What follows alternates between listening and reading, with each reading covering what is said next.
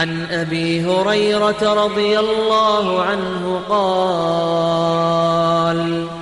قال رسول الله صلى الله عليه وسلم كل سلامة من الناس عليه صدقة كل يوم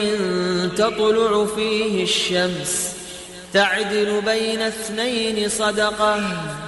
وتعين الرجل في دابته فتحمله عليها أو ترفع له عليها متاعه صدقة والكلمة الطيبة صدقة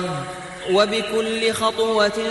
تمشيها إلى الصلاة صدقة وتميط الأذى عن الطريق صدقة.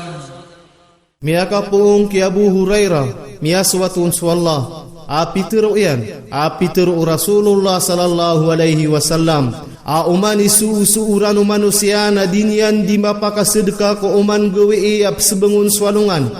mapaka paginun tulan ka sudua katawap keriduna sedekah gusu kata bengingka ku mama ku binatang yan sa Yusuf ka ku lewaw niyan udi na idawag kaun so awidian na sedekah gusu kateru sama pia na sadka gu umani salaka adop kila kadeka ko sambayang na sadka na gusu ki pakawatan naka ko ringasa si kaulalan na sadka.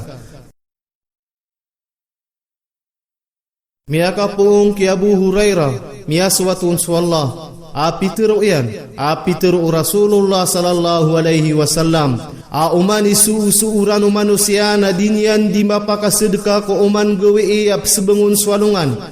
mapaka paginun tulan ka sudua katawap keriduna sedekah gusu kata bengingka ku mama ku binatang yan sa Yusuf ka ku lewaw niyan udi na idawag kaun so awidian na sedekah gusu kateru sama pia na sedekah gu umani salaka adop kila kadeka ko sambayang na sedekah nagusu ki pakawatan naka ko ringasa si kaulalan na sadka.